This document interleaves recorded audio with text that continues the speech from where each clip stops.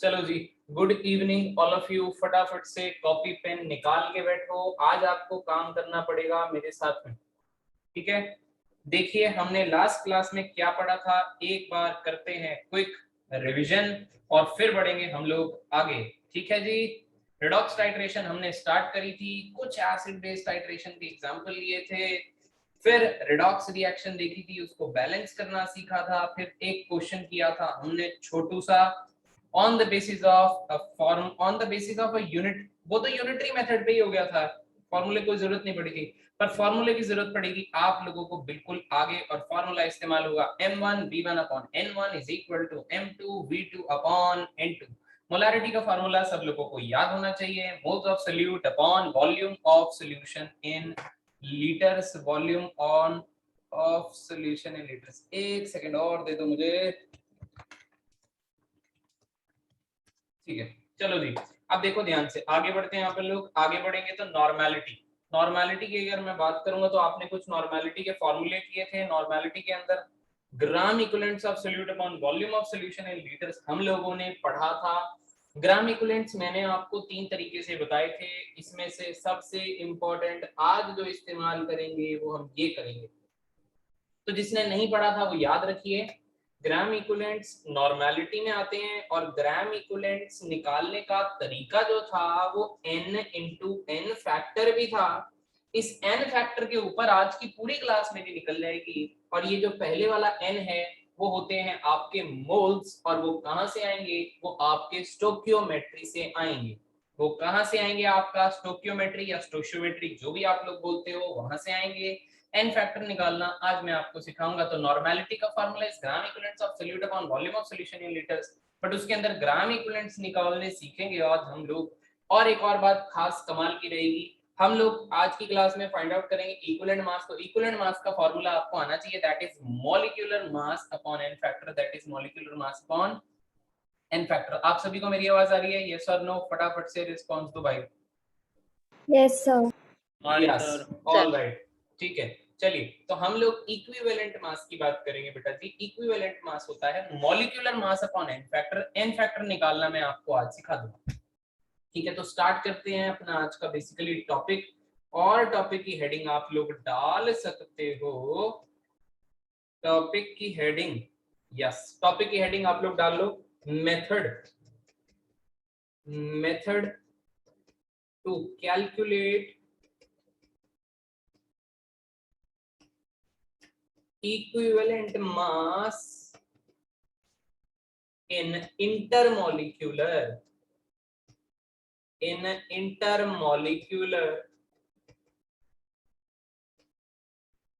redox reaction. Method to calculate equivalent mass in intermolecular redox reaction. मैं एक redox reaction आपके लिए लिखूंगा, पर सबसे पहले इक्विवेलेंट मास को देखो। इक्विवेलेंट मास आपको फॉर्मूला क्या बताता है, मॉलिक्यूलर मास अपॉन, अरे बोलो, एन फैक्टर।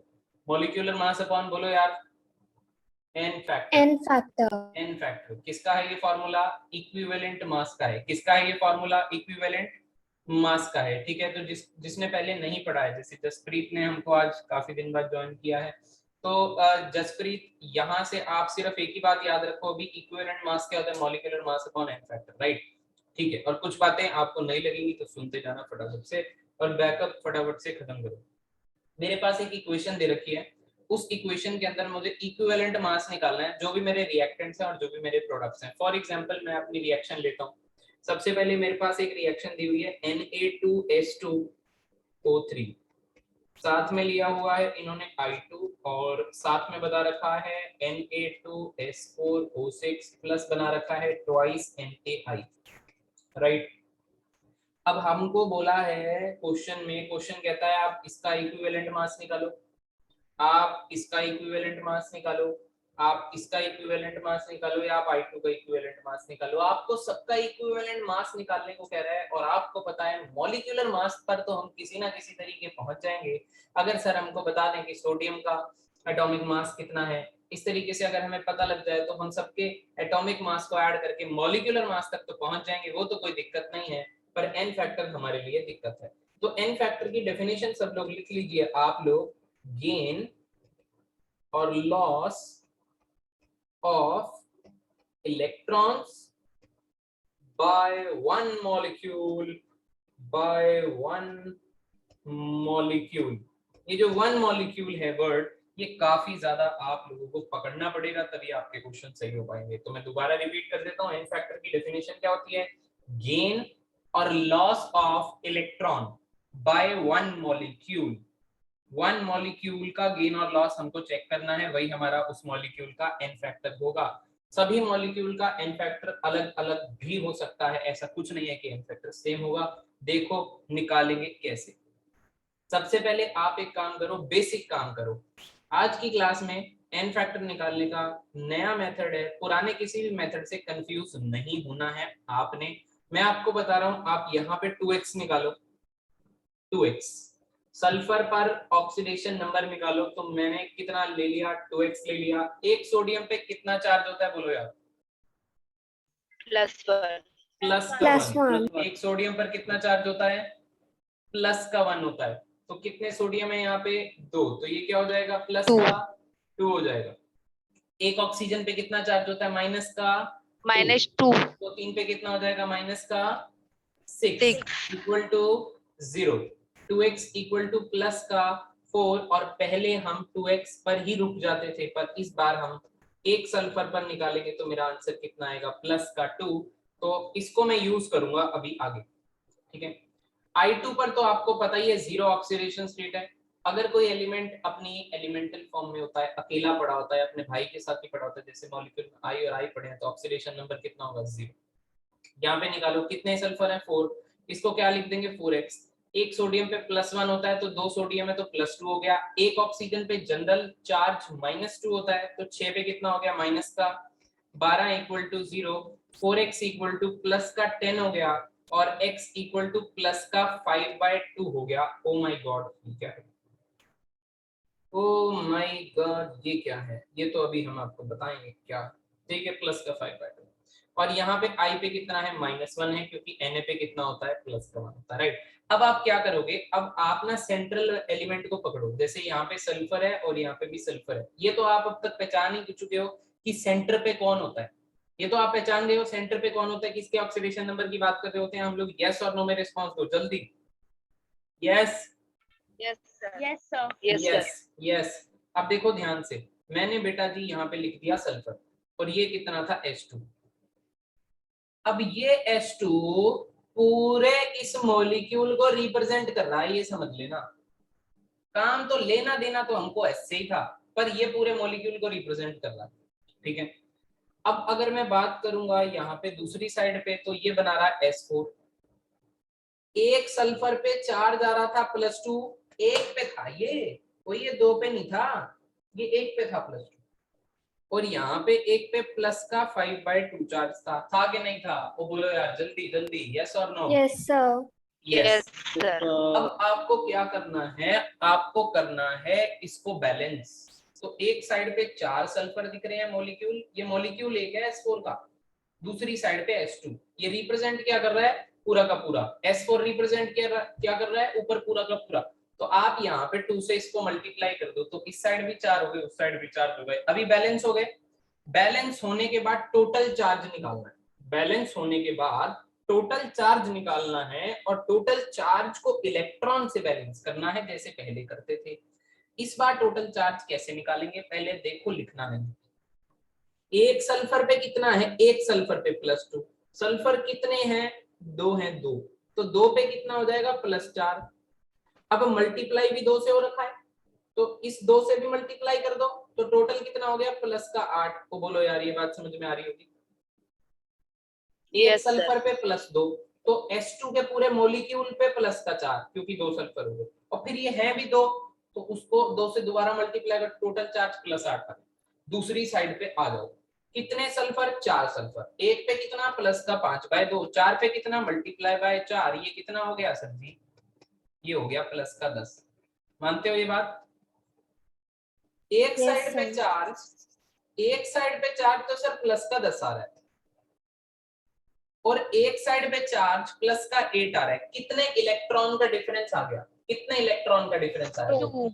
दो इलेक्ट्रॉन का डिफरेंस आया, कौन सी साइड पे ऐड होगा, जहां पे प्लस में ज्यादा है, राइट साइड पे, क्योंकि इलेक्ट्रॉन पे माइनस था और वहां पे +10 था, +10 -2 करोगे तभी तो +8 बनेगा, इसीलिए राइट साइड पे ऐड किया। Now we are going to talk about n factor. अब आप अपना पूरा काम खत्म कर चुके हो, बस एक ही बात को याद रखना है, n फैक्टर की डेफिनेशन थी इलेक्ट्रॉन का गेन या इलेक्ट्रॉन का लॉस बाय वन मॉलिक्यूल। तो आपको दिख रहा है दो, ये H2 लिखा है, अब मैं इसको पूरा रिप्रेजेंटेशन के साथ लिखता हूं।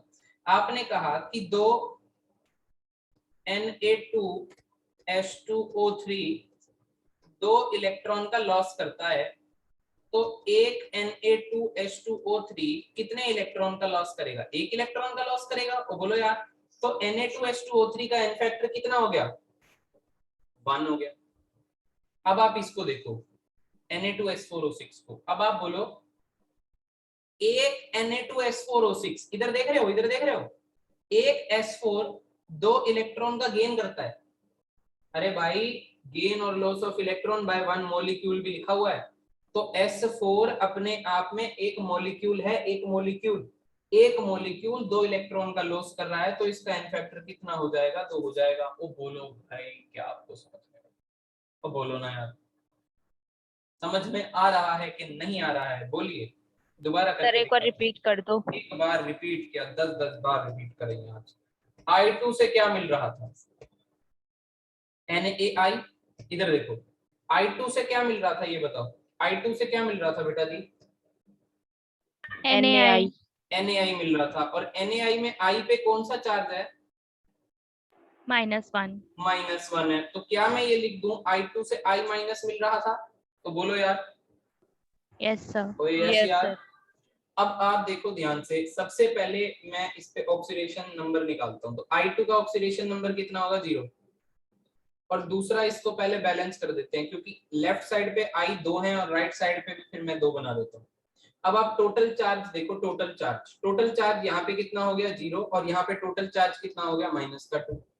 Now you need to balance this charge by adding electrons, electron carry minus charge, so you have to add 2 minus on the left side. तो बोलो यार, क्या आपको समझ में आ रही है, यस सर। आ रही है बात सबको समझ में, भाई इधर भी -2, इधर भी -2, चार्ज हो गया है बराबर।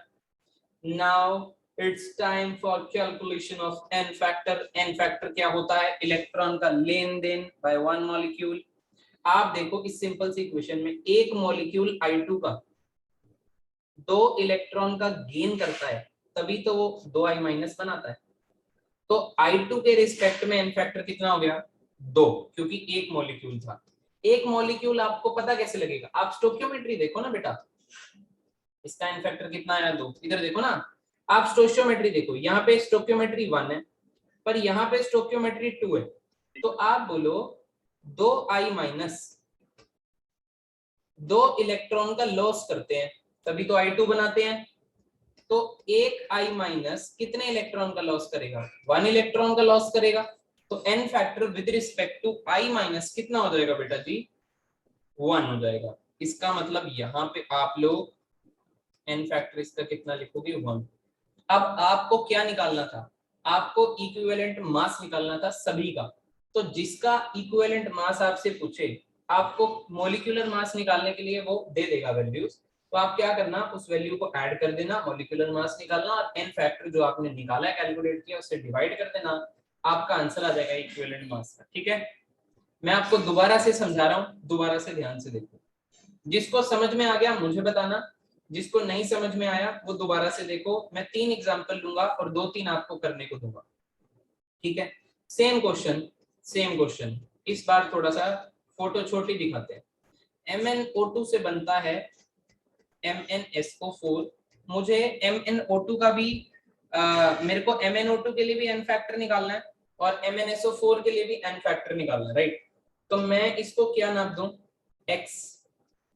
एक ऑक्सीजन पे जनरल चार्ज कितना होता है, -2, 2 पे कितना होगा, -4, ऊपर कोई चार्ज चमक नहीं रहा, तो ऊपर equal to 0, x equal to +4। इस Mn पे कितना चार्ज है, x। एक SO4 पे -2 होता है, तो Mn पे कितना होगा, प्लस का 2 होगा, ये तो डायरेक्ट करेंगे। एक SO4 पे -2 होता है तो Mn पे कितना होगा, प्लस का 2 होगा।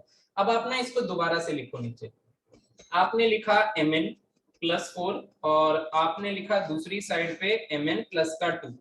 आपने कहा सर एक Mn बैलेंस है, एक साइड पे +4 एक साइड पे +2, सर ऐड कर दो 2 इलेक्ट्रॉन, कौन सी साइड पे, लेफ्ट साइड पे। क्या आपको बात समझ में आ रही है? चार्ज बैलेंस हो गया, चार्ज बैलेंस हो गया।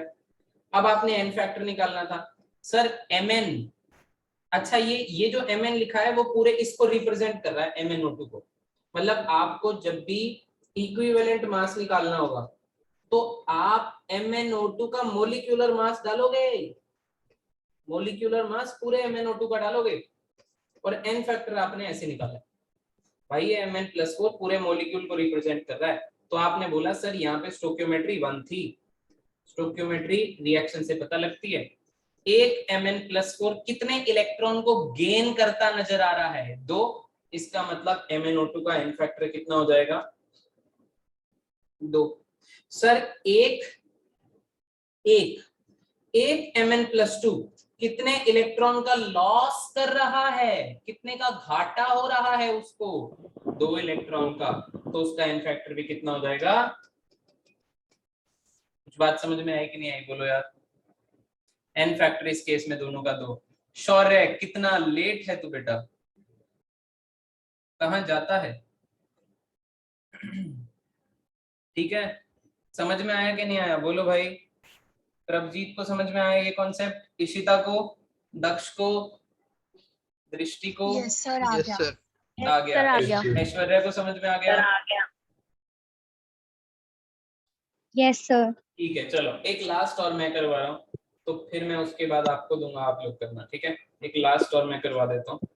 अब आपको मैं करवा तो रहा हूँ, पर आपने बताना है मुझे, ठीक है। अगर आपको समझ में आ गया so you have to tell me, फिर मैं एक आपको करने को दूंगा, आप मुझे उसका आंसर बताना, फिर मुझे पता लगेगा कि आपको सही में आ गया।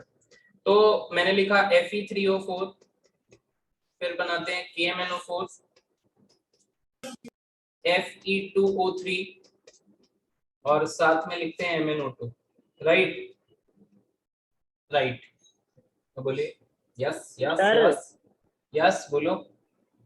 सर नेटवर्क चला गया था सर, लास्ट स्लाइड ना समझ नहीं आई मुझे थोड़ा। दोबारा देख ले यस बेटा, सर, मेरे को भी नहीं आ रही। दोबारा एग्जांपल कर ले, नया एग्जांपल कर रहे हैं, कोई टेंशन नहीं है, ठीक है। दोबारा से देखो, Fe3O4 plus KMnO4 gives Fe2O3 plus MnO2। मुझे इसका भी n फैक्टर निकालना है, इसका भी और इसका भी, सबका n फैक्टर अलग अलग निकालना है। तो मुझे सबसे पहले ये पता है कि मेरे को सबसे पहले ऑक्सीडेशन नंबर निकालना है, और वो भी इस बार एक आयरन पे। यहाँ पे आयरन Fe3 है, तो मैं पहले 3x निकाल लेता हूँ, क्या दिक्कत है। 3x इक्वल टू प्लस का 8, पर मुझे निकालना है इस बार x इक्वल टू प्लस का 8/3, कोई दिक्कत नहीं है। मुझे पता है KMnO4 में तो +7 होता है, कितनी बार तो किया है यार, अब तो पता लग गया होगा। पर MnO2 पे +4 होता है, राइट, मोटा मोटी दूर से ही पता है। तो इस पे निकाल लो। अरे भाई, तो मेरे भाई x पे +3 आ गया, आपको बोलो यार। अब आप ना क्या करो, आप दोबारा से लिखो और इस बार शॉर्ट में लिखो, मतलब यहाँ पे Fe3 ही लिखो, क्योंकि Fe3 ही Fe3O4 को रिप्रेजेंट कर रहा है पूरे को। Fe3 पे अकेले पे चार्ज ऊपर चमका दो, प्लस का 8/3 गिव्स Fe, बोलो यार 2, चार्ज कितना है, प्लस का 3। अब आपको क्या करना है, balance all the atoms. Fe के 3 हैं, यहाँ पे 2 हैं, बैलेंस कर दो सर, 2 लगा दो 3 लगा दो, दोनों हो गए 6 और 6। अब दोनों हो गए 6 बैलेंस हो गए। अब आपको चार्ज देखना है पहले, टोटल चार्ज लेफ्ट साइड पे और राइट साइड पे कितना है। तो टोटल चार्ज निकालने के लिए प्लस का 8/3 तो एक पे था, पर आयरन है सर 3, तो 3 × 8/3 आप करोगे, 3 से 3 हो जाएगा कैंसल, और यहाँ पे 2 आपने स्टोइकियोमेट्री लगा दी, तो चार्ज में स्टोइकियोमेट्री आप काउंट करनी पड़ेगी, तो ये हो गया प्लस का 16, तो लेफ्ट साइड पे हुआ मेरा प्लस का 16। नहीं समझ में आई तो राइट साइड पे देखो सर, राइट साइड पे एक आयरन पे प्लस का 3 है, तो 2 पे कितना हो जाएगा, 2 से मल्टीप्लाई कर दो ना, और स्टोइकियोमेट्री कितनी है 3, तो 3 से मल्टीप्लाई कर दो ना, तो ये कितना हो गया प्लस का 18, प्लस के 16 प्लस के 18 में दो इलेक्ट्रॉन का फर्क आता है और दो इलेक्ट्रॉन का फर्क कौन सी साइड पे ऐड होगा, राइट साइड पे ऐड होगा। ये बात क्लियर है कि नहीं है, ये बताओ, यस और नो में बताओ। Yes sir. Yes sir. Yes. अब बहुत सिंपल है सर, दो मॉलिक्यूल Fe3O4 के कितने मॉलिक्यूल, दो मॉलिक्यूल दो इलेक्ट्रॉन का लॉस करते हैं, तो एक मॉलिक्यूल एक इलेक्ट्रॉन का लॉस करेगा, तो एन फैक्टर Fe3O4 के रिस्पेक्ट में 1 हो जाएगा। शौर्य ये बता समझ में आएगी नहीं? Yes sir. अब देख इधर देख, तीन मॉलिक्यूल, किसके तीन मॉलिक्यूल, Fe2O3 के दो Fe2O3 इलेक्ट्रॉन का गेन करते हैं, तो एक मॉलिक्यूल Fe2O3 का 2/3 इलेक्ट्रॉन का गेन करेगा। अरे भाई वही एन फैक्टर हो जाएगा। एन फैक्टर कोई दिक्कत नहीं है, फ्रैक्शन में भी हो सकता है, ऐसी कोई बात नहीं है। 2/3 हो गया एन फैक्टर, ठीक है। Yes sir. राइट। अब ये देखो, अब बीच वाला करते हैं। Mn किस में है, +7 में है, और Mn दूसरी साइड में किस में है, +4 में है। 3 इलेक्ट्रॉन का फर्क आ रहा है, मोटा मोटा राइट साइड पे ऐड कर दे बाबा। ऐड कर दिया तूने, अब भाई खत्म होगी बात। इसके रिस्पेक्ट में भी एन फैक्टर 3 है, इसके रिस्पेक्ट में भी एन फैक्टर 3 है। तो यार ये तो बात समझ में आनी चाहिए भाई। तो बोलो जी, क्या आपको समझ में आ रही है? Yes sir. सब लोग एन फैक्टर निकाल लोगे? अब एक दे दूं, यस सर। करोगे? आ जाओ, करो जरा, फिर ट्राई करो। ये लो, AI है, K2Cr2O7 है, ये देता है क्रोमियम प्लस का 3 और देता है I2। निकालो n factor with respect to all of that. ठीक है, विद रिस्पेक्ट टू ऑल निकाल लो। पर मुझे बताओ क्या आ रहा है। I am giving you 3 to 4 minutes to solve this problem and you have to solve it and show me. जल्दी करो।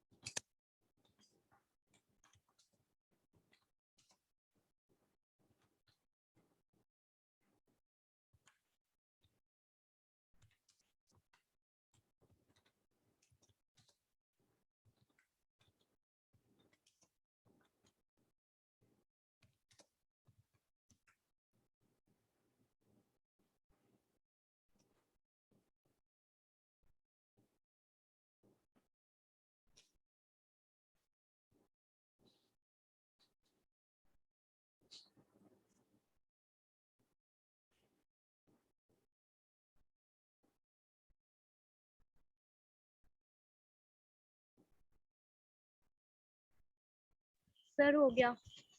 हो गया जी? बोलो जी, बोलो भाई।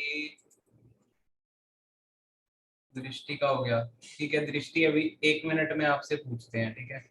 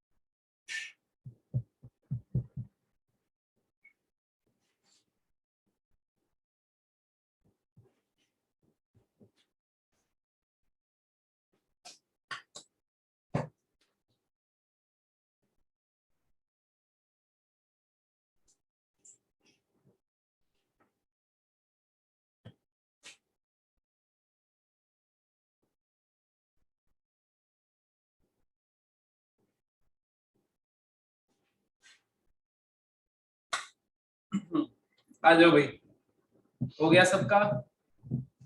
दक्ष ट्राई कर रहा है बेटा, विनय, विनय का भी हो गया, ऐश्वर्या का हुआ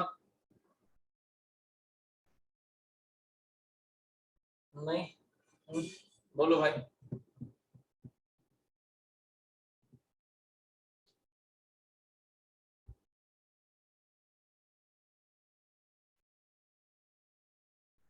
चलो आ जाओ, आगे और भी काम करना बेटा, काम तेजी से करेंगे थोड़ा सा। आ जाओ देखो, सबसे पहले आपको पता है, आपको के को नहीं देखना, आपको ये पता है आई पे -1 है, आई -1 से क्या जा रहा है, I2 जा रहा है, और I2 पे क्या आएगा 0, क्योंकि के पे +1 होता है, ग्रुप 1 का एलिमेंट है, तो I पे -1 होगा, दुनिया को पता है।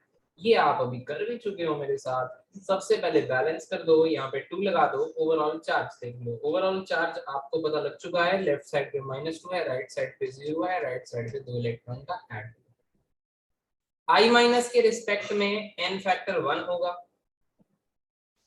I माइनस के रिस्पेक्ट में n फैक्टर 1 होगा।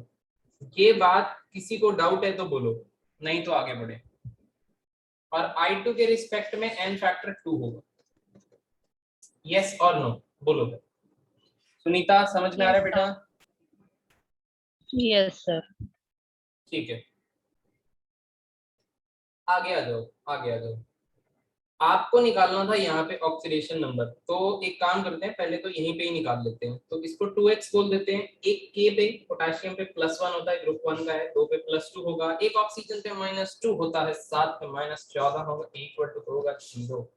2x इक्वल टू कितना होगा, उधर जाएगा प्लस का 12 होगा, और x कितना होगा, प्लस का 6 होगा। एक Cr2 पे, अब इसको ना शॉर्ट में लिखो, पूरा पूरा लिखने की जरूरत नहीं है। Cr2 से क्या मिल रहा है, Cr+3 मिल रहा है। एक Cr2 पे कितना निकाला आपने, प्लस का 6 निकाला, और एक Cr पे कितना दिया हुआ है, प्लस का 3 दिया हुआ है। सर इसको पहले कर देंगे हम लोग बैलेंस, और बैलेंस करेंगे तो ऐसे लिखेंगे, और +6 इंटू 2 करेंगे तो प्लस का हो जाएगा 12, और इधर हो जाएगा प्लस का 6।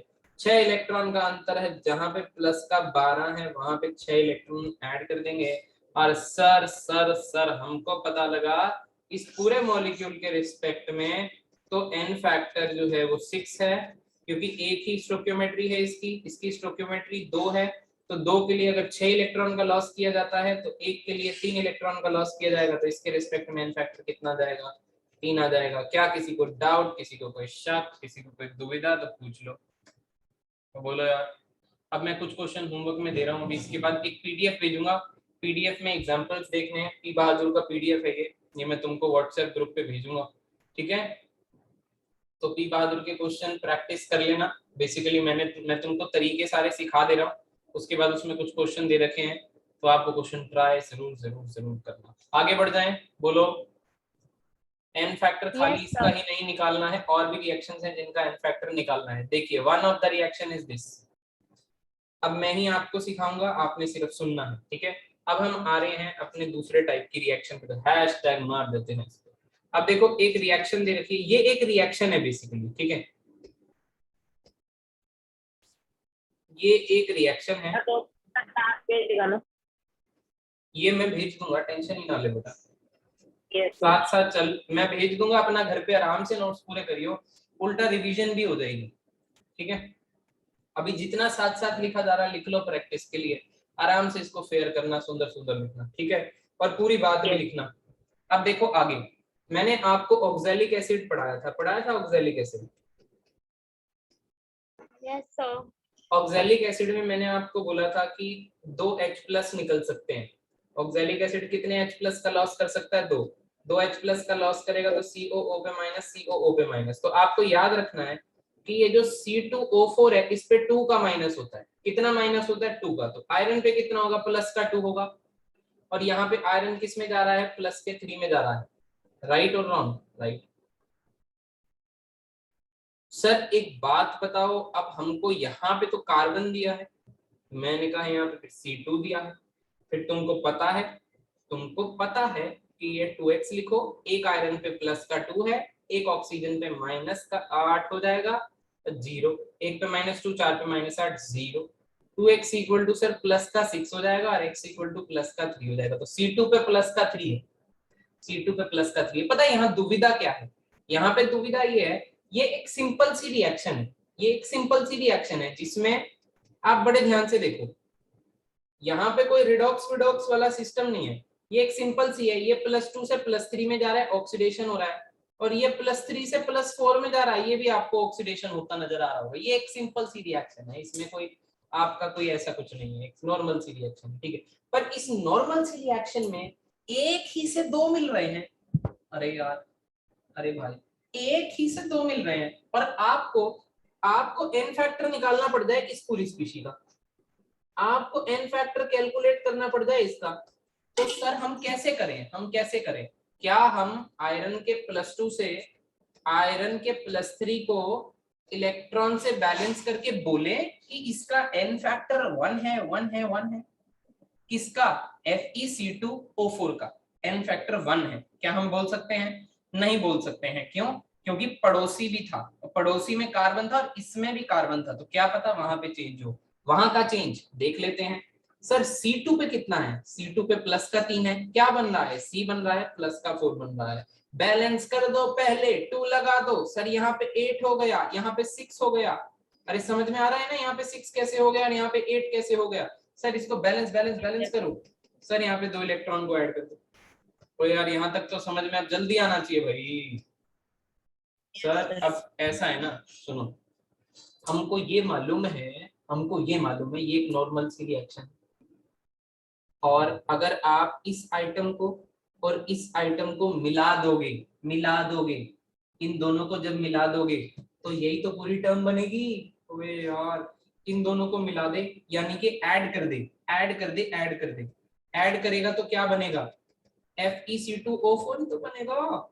यहाँ पे क्या बनेगा? Fe+3 प्लस क्या होगा? 2। ये C पे जो +4 है वो CO2 को रिप्रेजेंट कर रहा है। मैंने भाई पूरे मॉलिक्यूल लिख दिया, और इलेक्ट्रॉन 2 में एक ऐड होगा तो 3 बनेगा। और बोलो यार, ये बन गई ना इक्वेशन। तो बताओ इसका मॉलिक्यूल कितना था? एक मॉलिक्यूल था, तो इसके रिस्पेक्ट में n फैक्टर कितना आ गया?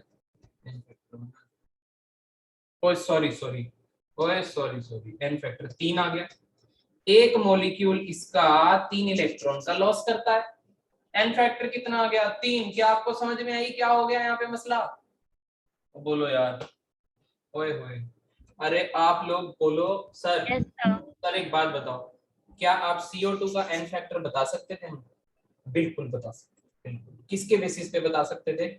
CO2 किससे मिल रहा है? इसी से ही तो मिल रहा है CO2। तो CO2 में क्या है भाई? CO2 भाई क्या है? CO2 क्या है? CO2, ठीक है। तो आप CO2 का निकाल सकते हो n फैक्टर, ठीक है। अपने आप निकाल के मुझे बताना। Fe+3 का निकाल सकते हो, Fe+3 का भी निकाल सकते हो, कोई दिक्कत नहीं है। भाई कुछ बात समझ में आ रही है कि नहीं आ रही? बोलो। इंडिविजुअल रिएक्शन से भी निकाल सकते हो, जैसे आपको Fe+3 का n फैक्टर निकालना है तो आप इस इक्वेशन से भी निकाल सकते हो। इसी से निकालोगे आप Fe+3 का, क्योंकि Fe+3 आपको इधर से मिल रहा है, Fe+2 से मिल रहा है आपको Fe+3। समझ रहे हो कि नहीं समझ रहे हो? तो आप Fe+3 का n फैक्टर 1 बोलोगे, आप 1 बोलोगे। कितना बोलोगे? 1 बोलोगे। और CO2 का अगर आपको अलग से n फैक्टर निकालना पड़ेगा तो आप इस इक्वेशन का इस्तेमाल करते हुए बोलोगे 1। ओ भाई, बात समझ में आई कि भेजा घूम गया? ठीक है, चलो ये हो गया आपका एक और टॉपिक। अब करेंगे हम नेक्स्ट टॉपिक। अब हम वापस से एक रिडॉक्स रिएक्शन पे आते हैं, और उस रिडॉक्स रिएक्शन का नाम है डिस्प्रपोर्शनेशन रिएक्शन। थोड़ी बातें आपको दोबारा से इसमें क्लियर होंगी। डिस्प्रपोर्शनेशन रिएक्शन, मुझे ये बता दो, what do you mean by disproportionation reaction? क्या होती है डिस्प्रपोर्शनेशन रिएक्शन? जिसमें एक साथ एक एलिमेंट का ऑक्सीडेशन भी होता है और उसी का क्या होता है? रिडक्शन भी होता है। क्या ये बात समझ में आ रही है? Yes, sir. What do you mean by disproportionation reactions? Ishita जी बताइए, जिसमें एक ही एलिमेंट का ऑक्सीडेशन भी हो और उसी एलिमेंट का रिडक्शन भी हो, उस रिएक्शन को डिस्प्रपोर्शनेशन रिएक्शन कहते हैं। फॉर एग्जांपल H3PO2 क्या देता है? PH3 देता है। इसको थोड़ा छोटा लिखेंगे, एग्जांपल लेते हैं। H3PO2 क्या देता है, PH3 देता है प्लस H3PO3 देता है। सर कैसे पता कि ये एक डिस्प्रपोर्शनेशन रिएक्शन है, कैसे पता आपको? पता है P का ऑक्सीडेशन नंबर निकाल, इसको क्या मान ले, X, प्लस का 3 माइनस का 4 equal to 0, X equal to plus का 1। सर इस पे कितना है, प्लस का 1 है। सर PH3 पे कितना होगा, माइनस का 3 होगा क्योंकि H पे प्लस का 1 होता है।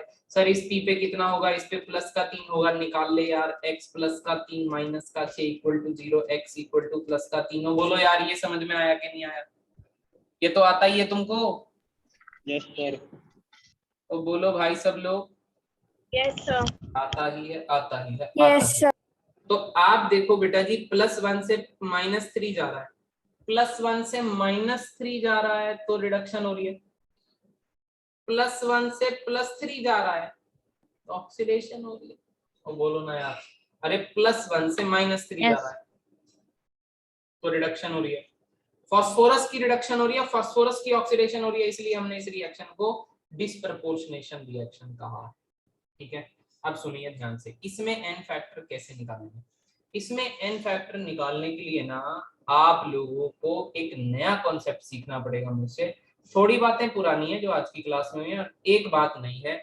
इसके लिए आप एक बात याद रखना, बस ग्राम इक्विवेलेंट निकालेंगे। क्या निकालेंगे? सभी के ग्राम इक्विवेलेंट निकालेंगे, और ग्राम इक्विवेलेंट का फॉर्मूला जो इस्तेमाल करेंगे वो n इंटू एन फैक्टर करेंगे, जो मैंने आपको लास्ट क्लास में डिराइव करवाया था। एन फैक्टर तो निकालना मैं आपको आज की क्लास में सिखा ही रहा हूं। ये एन आता है स्टोक्योमेट्री से। कहां से आता है? स्टोइशियोमेट्री से या स्टोक्योमेट्री से। और क्या निकालेंगे? Gram equivalent. ठीक है, अब सुनो ध्यान से, क्या करेंगे देखो। सबसे पहले आप बोलो सर P+1 से कहां जा रहे हो, कहां जा रहे हो? P+3 तक जा रहे हैं। अच्छा, P+3 कौन रिप्रेजेंट कर रहा है? अच्छा सबसे पहले एक काम करो, पहले PH3 लिखा है ना, तो P पे -3, ये P का -3 क्या रिप्रेजेंट कर रहा है? पूरे PH3 को रिप्रेजेंट कर रहा है। ठीक है, आप बोलो सर कितने इलेक्ट्रॉन का अंतर है? 4 इलेक्ट्रॉन का अंतर है। कौन सी साइड पे ऐड होंगे? लेफ्ट साइड पे ऐड होंगे। क्या इसमें किसी को दुविधा है? कोई बोलिए भाई, क्या इसमें कोई दुविधा है किसी को? यस और नो? नहीं है। आप इसी इक्वेशन के बलबूते पे PH3 का n फैक्टर बता सकते हो। सर PH3 मतलब P पे -3, एक P का -3 4 इलेक्ट्रॉन का लॉस कर रहा है, तो इसका n फैक्टर तो 4 हो गया। ये तो खत्म ही हो गई बात, फिनिश हो गई, फिनिश। अब आ जाओ दूसरी इक्वेशन पे। सर P ना +1 से +3 में भी जा रहा था, कितने इलेक्ट्रॉन का अंतर आ रहा था? 2 का। कौन सी साइड पे ऐड करेंगे? राइट साइड पे। अच्छा ठीक है, तो आप इस इक्वेशन से इस H3PO3 का एन फैक्टर पता कर लिए हो। कितना एन फैक्टर आया? 2 आया, बोलो भाई। राइट सर, इन दोनों का तो ठीक है, what about this H3PO2? What about this? क्या करें सर? इसका एन फैक्टर आपको ग्राम इक्विवेलेंट से निकालना पड़ेगा।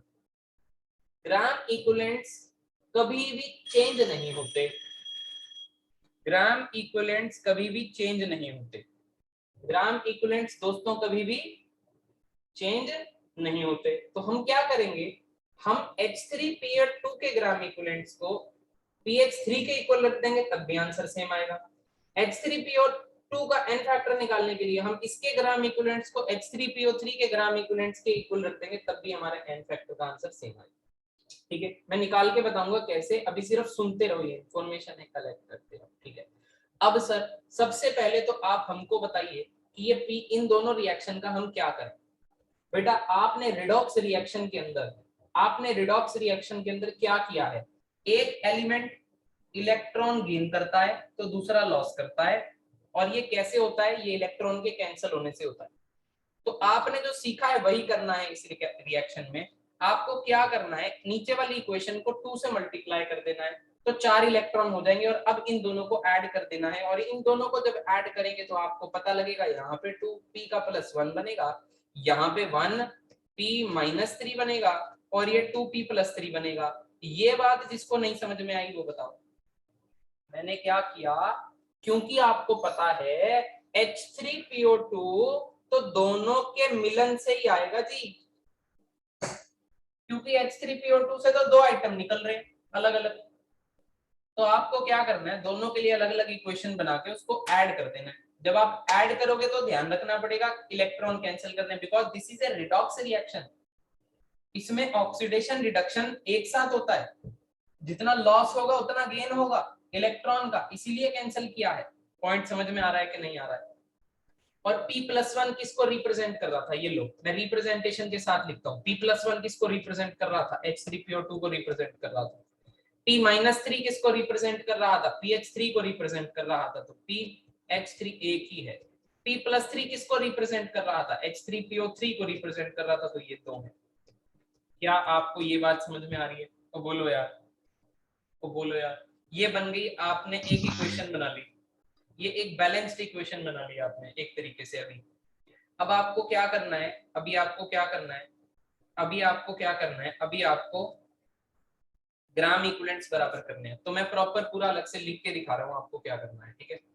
देखो अगले पेज पे करते हैं। मैं कहता हूँ आपने एक इक्वेशन बना दी, ट्वाइस H3PO2 से क्या मिलता है आपको, PH3 प्लस ट्वाइस H3PO3। मैंने वही कॉपी कर लिया पिछले पेज का, आगे देख लो, ये लास्ट में जो बनाया आपने, राइट? अब आपको क्या करना है, आपको ग्राम इक्विवेलेंट्स निकालना है। किसके ग्राम इक्विवेलेंट्स, H3PO2 के। और आपको क्या पता है ग्राम इक्विवेलेंट्स H3PO2 के किसके बराबर होंगे, ग्राम इक्विवेलेंट्स ऑफ, ग्राम इक्विवेलेंट्स कभी भी चेंज नहीं होते, ठीक है? कभी चेंज नहीं होंगे, उसमें कोई फर्क नहीं पड़ेगा, इसलिए मैंने इनके ग्राम इक्विवेलेंट्स को इक्वेट कर दिया। अब ग्राम इक्विवेलेंट्स के फॉर्मूले में n इंटू n फैक्टर बना था और आपको H3PO2 के n फैक्टर को निकालना है, और यहाँ पे n इंटू n फैक्टर था। सर आप PH3 का जो n फैक्टर है वो पीछे से निकाल चुके हैं, पीछे से PH3 का n फैक्टर आप निकाल चुके हैं, पीछे से PH3 का n फैक्टर निकाल चुके हैं, और वो n फैक्टर आया था 4। PH3 का n फैक्टर आया था 4, सर यहाँ पे तो 4 डल जाएगा। PH3 का n कितना है, n आता है स्टोक्योमेट्री से, तो PH3 का n 1 है, तो ये आ गया स्टोक्योमेट्री से 1। आप देख लो यहाँ पे PH3 के आगे 1 है, तो ये आ गया 1। सर n फैक्टर इसका तो पता करना था, और n इसका कितना है H3PO2 का, सर इसके आगे स्टोक्योमेट्री 2 लगी है, तो मल्टीप्लाई बाय 2 कर दो, तो n फैक्टर कितना हो गया। ये कुछ गड़बड़ हुई है, क्या गड़बड़ हुई है इसके अंदर, हमसे कुछ गड़बड़ हुई है स्टोक्योमेट्री के अंदर।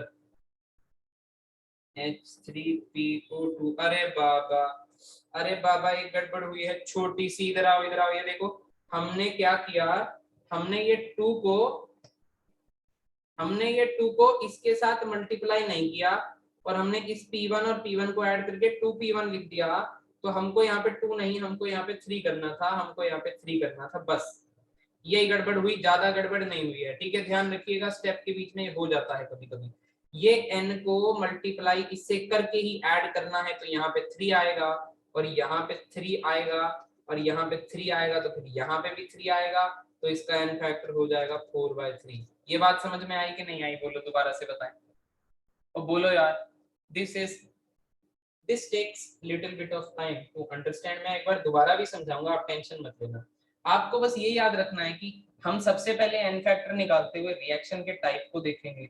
हमने सबसे पहले सिंपल रिडॉक्स रिएक्शन देखी, फिर हमने एक ऐसे ही रिएक्शन देखी, और तीसरी हमने जो है वो डिस्प्रपोर्शनेशन रिएक्शन देखी। तीसरी कौन सी देखी हमने, डिस्प्रपोर्शनेशन रिएक्शन देखी। डिस्प्रपोर्शनेशन रिएक्शन में क्या किया, उसको रिपीट करने से पहले इस क्वेश्चन को खत्म करेंगे, और दूसरे बार एक और बार बताएंगे कि H3PO2 के ग्राम इक्विवेलेंट्स किसके बराबर हैं। इस बार ग्राम इक्विवेलेंट्स को बराबर कर दो H3PO3, और आपको पता है इसका formula n into n factor है, इसका भी formula n into n factor है। आप H3PO3 का n फैक्टर पीछे निकाल चुके थे, और जो कि आया था 2, उसी 2 को अब करना है इस्तेमाल, तो ये हो गया 2, और इसके आगे स्टोक्योमेट्री लगी है 2। n फैक्टर सर इसका तो निकालना है, और इसका n आ गया 3, इसका n जो था वो 3 था, तो n फैक्टर कितना हो गया 4/3। तो आप किसी भी ग्राम इक्विवेलेंट को किसी के भी बराबर करके उसका n फैक्टर निकाल सकते हो। अगर आप H3PO2 की बात कर रहे हो, आप इसके भी रिस्पेक्ट में निकाल सकते हो, आप इसके भी रिस्पेक्ट में निकाल सकते हो। आंसर बिल्कुल एब्सोल्युटली सेम आएगा। क्या आपको ये बात समझ में आ रही है? ओ बोलो भाई, क्या आपको Yes, sir. डिस्प्रपोर्शनेशन रिएक्शन समझ में आई? एक बार दोबारा से समझ लेते हैं, टॉपिक पूरा खत्म हो जाएगा। ध्यान से देखिए, हम बात कर रहे हैं डिस्प्रपोर्शनेशन रिएक्शन की। हम दोस्तों बात कर रहे हैं डिस्प्रपोर्शनेशन रिएक्शन की। इसमें एक ही से दो आइटम मिलती है, एक ही का ऑक्सीडेशन होता है, एक ही का रिडक्शन होता है। हमने इंडिविजुअल दोनों के लिए रिएक्शन बनाई और उस इंडिविजुअल रिएक्शन से हमको किसका एन फैक्टर पता लग सकता है? हमको दूसरी साइड वालों का एन फैक्टर पता लग सकता है, क्योंकि PH3 तो मुझे H3PO2 से ही मिलता है और H3PO3 भी मुझे H3PO2 से ही मिलता है। तो इंडिविजुअल रिएक्शन करते वक्त उनके एन फैक्टर तो निकाल लेंगे, पर H3PO2 का एन फैक्टर हम ऐसे नहीं निकाल पाएंगे, क्योंकि H3PO2 से दो चीजें बट रही थी। H3PO2 का एन फैक्टर निकालने के लिए हमने इक्वेशन को ऐड करना है by the cancellation of electron. मेरे पास एक स्टोक्योमेट्री बढ़िया के साथ, बढ़िया मतलब सही स्टोक्योमेट्री के साथ मैं एक रिएक्शन बनाऊंगा। एक रिएक्शन बनाने के बाद मैं एन फैक्टर निकालने का तरीका जानता हूं। मैं ग्राम इक्विवेलेंट को इक्वल करूंगा और ग्राम इक्विवेलेंट का फॉर्मूला सर आपने हमको पिछली क्लास में सिखाया था कि वो n into n फैक्टर होता है। और बाकियों का सब कुछ आपको पता है, n भी पता है, n फैक्टर भी पता है, बस H3PO2 का n फैक्टर नहीं पता है, वो हम निकाल लेंगे। क्या आपको ये बात समझ में आई? इसी के साथ एक लास्ट, आज की लास्ट बात, और वो भी कुछ ऐसी ही बात है, तो ध्यान रखिएगा और ध्यान से सुनते भी रहिएगा।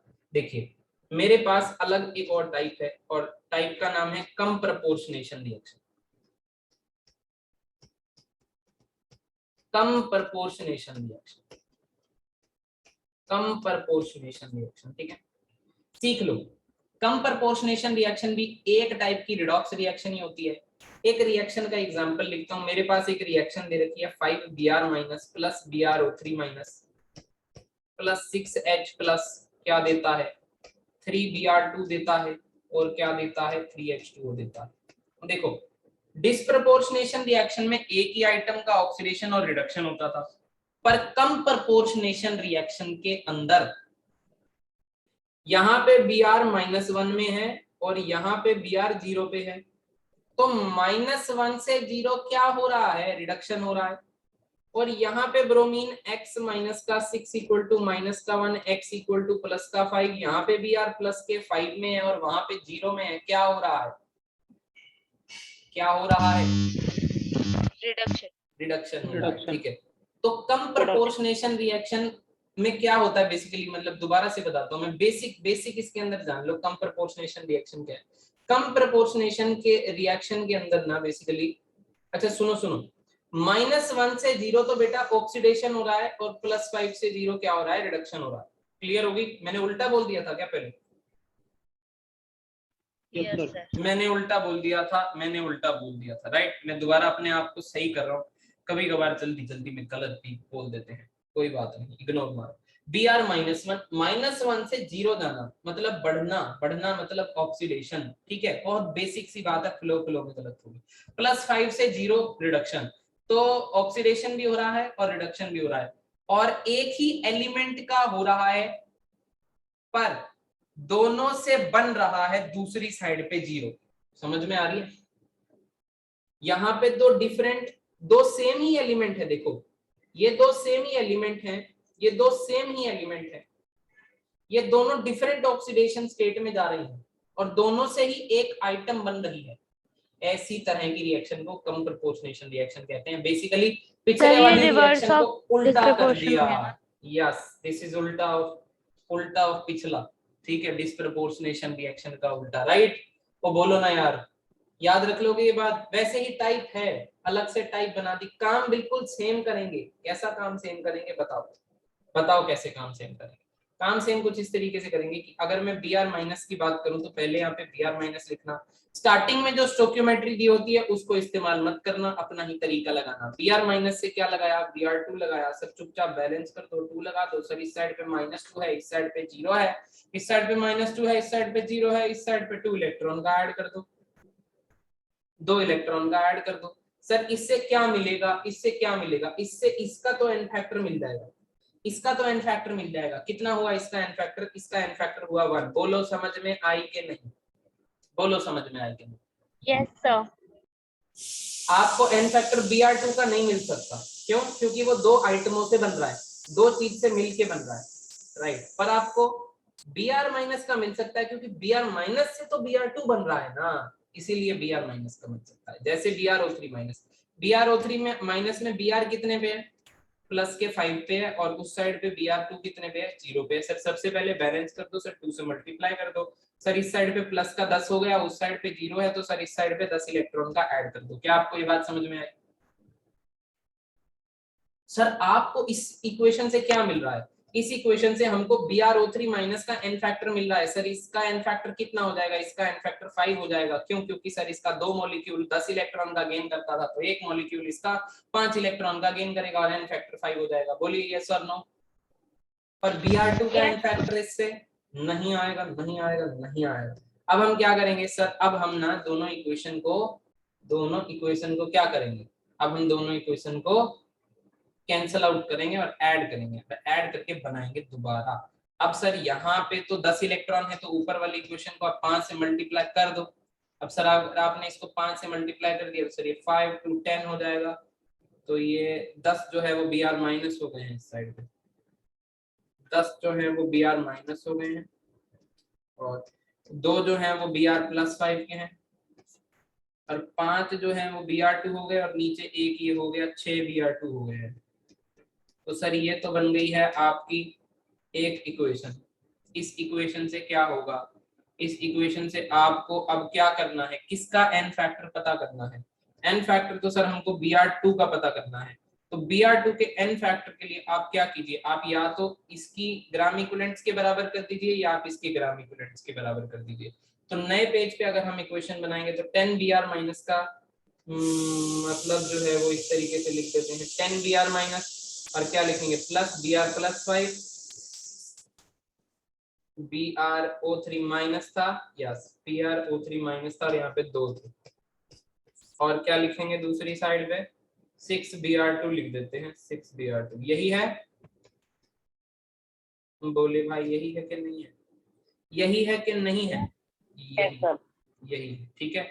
अब आगे क्या करेंगे सर, अब आगे कुछ मत करिए, आपको क्या निकालना था, ग्राम इक्विवेलेंट्स। सर Br2 के ग्राम इक्विवेलेंट्स बराबर कर दीजिए, किसी के भी बराबर कर दीजिए, कुछ फर्क नहीं पड़ता है। सर ग्राम इक्विवेलेंट्स बराबर कर दीजिए BrO3 माइनस के, तो BrO3 माइनस में n इंटू एन फैक्टर पता है, यहाँ पे n इंटू एन फैक्टर इसका आपको निकालना है। Br2 का एन फैक्टर कितना हो जाएगा, 6 इंटू एन फैक्टर हो जाएगा, यहाँ पे n, BrO3 माइनस में n कितना था, 2 था, एन फैक्टर BrO3 माइनस का आप पीछे निकाल चुके हैं, BrO3 माइनस का एन फैक्टर कितना निकला था, 5 निकला था। सर इसको 5 से मल्टीप्लाई कर दो, तो सर इसका एन फैक्टर कितना आ जाएगा, 3 आ जाएगा, ये आ जाएगा 5 और 3 आ जाएगा। कुछ आपको बात समझ में आ रही कि नहीं आ रही है? 5/3। अब फाइनली मान लीजिए आपको क्वेश्चन आया, क्वेश्चन में बोला था आपको ये इक्वेशन दे दी थी स्टार्टिंग में, और क्वेश्चन में बोला था आप इक्विवेलेंट मास फाइंड आउट कीजिए Br2 का इक्विवेलेंट मास। तो आप अब पता है क्या करेंगे, कुछ नहीं करेंगे सर, इक्विवेलेंट मास क्या होता है, molecular mass upon n factor होता है। तो आपको किसका निकालना है सर, इक्विवेलेंट मास सर आपको निकालना है Br2 का। तो सर एक Br का एटॉमिक मास कितना होता है ये बता दीजिए, ठीक है, उसके हिसाब से आप लोग निकाल लीजिए। समझ में आ रही है कि नहीं आ रही है, बोलिए, तो बोलो भाई। Yes, sir. निकाल लोगे, मॉलिक्यूलर मास डाल लेना, अपॉन एन फैक्टर कितना हो गया, 5/3। राइट और रॉन्ग, राइट, ठीक है। आज की क्लास में कुछ समझ में आया तुम लोगों को, तो बोलो भाई यस और नो। यस, देखिए एन फैक्टर मैंने क्यों निकलवाया बार बार, क्योंकि एन फैक्टर हमारा काम आता है। और बड़े नीट के अंदर तो काफी बार ये क्वेश्चन आ चुका है कि find the equivalent mass of this reaction, काफी बार आ चुका है। और वहां पे जब आएगा तो आप ऐसे चुटकियों में कर लोगे क्योंकि आपने थोड़ी मुश्किल चीजें कर रखी हैं। वहां पे बहुत सिंपल सिंपल सी इक्वेशन आएगी, तो आप एक बार तरीका जान गए तो डिस्प्रपोर्शनेशन रिएक्शन तक तो वो पहुंचेंगे ही नहीं। अगर इक्विवेलेंट मास पूछेंगे वो आपसे पहले वाला ही टॉपिक पूछेंगे जो हमने स्टार्टिंग में किया था, और मुझे लगता है वो आप यूं निकाल दोगे। अब आपको एन फैक्टर निकालना आ गया तो आप इक्विवेलेंट मास, एक क्वेश्चन तो ये हो गया। दूसरा, जब मैं टाइट्रेशन के अब सीधा क्वेश्चन उठाऊंगा, आप कुछ करना नहीं है हमको, हमने फॉर्मूले देख लिए थे पिछली क्लास में, हमने एन फैक्टर पे पूरा अपना दिमाग लगा दिया आज की क्लास में, और अगली क्लास में हम सिर्फ क्वेश्चन देखेंगे। और मैं बता रहा हूँ आप आराम से हो जाएंगे, करना कुछ भी नहीं है, एक को उठा के दूसरे में करना नेक्स्ट, अब हो जाएगा हमारा काम। ठीक है, आज की क्लास में एन फैक्टर सीखा है। अब अगली क्लास जो होगी उसके अंदर हम करेंगे क्वेश्चन। नेक्स्ट क्लास जब भी होगी मैं आपको इन्फॉर्म कर दूंगा, या तो संडे मॉर्निंग में होगी, तो जो आएंगे वो पढ़ लेंगे और बाकी रिकॉर्डेड लेक्चर देख लेंगे। ठीक है, तो संडे मॉर्निंग में क्लास होगी, मॉर्निंग में टाइम बताऊंगा मैं कल। Bye bye. और मैं कराऊंगा आपको क्वेश्चंस, अगली क्लास में क्वेश्चंस होंगे। जिसने पुरानी वीडियो भी अभी नहीं डली है वो भी मैं आज डाल दूंगा इसके साथ ही में। ठीक है, आज के लिए इतना ही, बाय बाय, फिर मिलते हैं नेक्स्ट क्लास में।